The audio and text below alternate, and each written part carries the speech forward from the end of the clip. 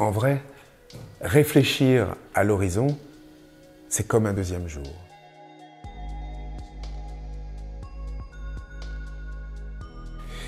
Eh bien, je m'appelle Thomas Cotto, je suis auteur jeunesse depuis 23 ans maintenant. Et je suis assez fier de revendiquer le nom d'auteur jeunesse parce que j'écris absolument pas pour les adultes. Et alors ça ne devient pas forcément une volonté de ma part, mais c'est un fait. C'est que j'ai toujours écrit pour les enfants. J'ai été invité par l'EFI de Bruxelles pour des rencontres scolaires. Je les remercie infiniment parce que dans ces temps un peu difficiles, enfin vraiment difficiles, on ne savait pas si ça se ferait jusqu'au dernier moment.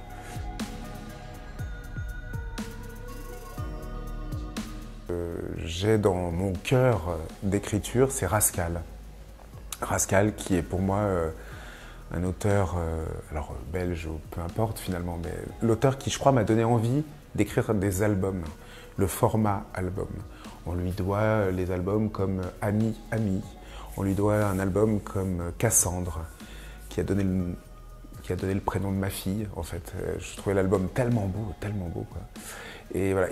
Et Rascal, il m'a fait comprendre qu'on pouvait, en le lisant, avant de le rencontrer, qu'on pouvait écrire des grandes histoires avec peu de mots.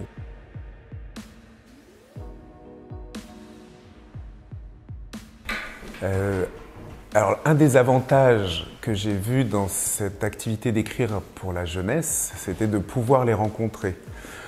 Et de pouvoir les rencontrer de manière assez naturelle et authentique. C'est-à-dire qu'un enfant, s'il aime ce qu'il a lu, il va te le dire. S'il n'aime pas ce qu'il a lu, il va te le dire aussi. En fait, depuis le début de mon écriture, en 98, moi, je voulais absolument tout de suite rencontrer les classes.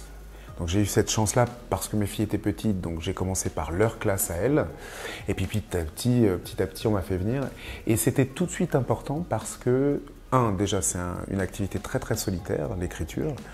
Et deux, je pense que les enfants ne se rendent pas compte comme ils légitimisent ce que l'autrice ou ce que l'auteur écrit.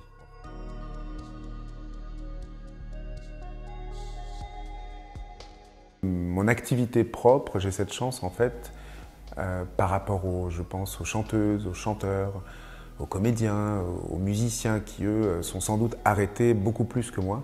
Ben voilà, une journée comme ça dans les classes, mais c'est inespéré pour beaucoup d'autres corps de métier en fait.